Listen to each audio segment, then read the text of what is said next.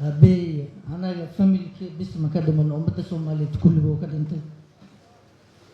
أمة الصومالية إذن هو أبي لا نهودي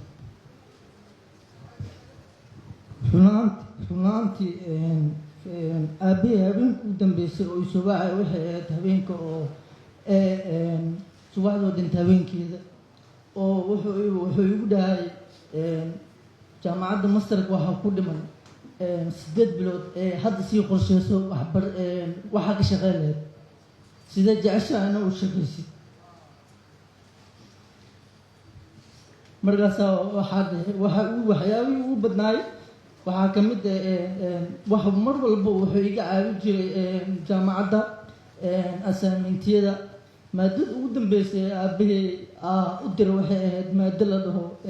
decision making problem and solving problem ka diyaariyay United Saga Ireland oo liiga diray jaamacadda East London University hadalka oo aabbahay oo mar walba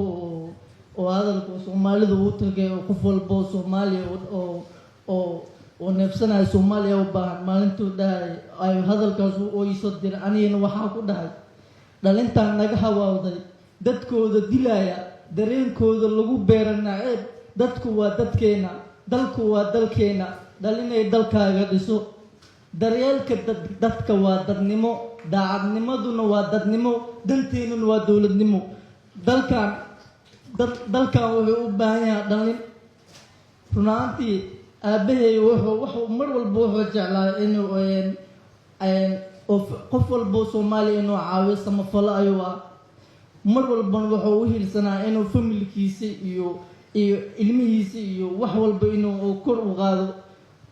mar walba wuxuu igu waani jiray waxa ka mid ah maanta adiga urudkayga horjooga familkida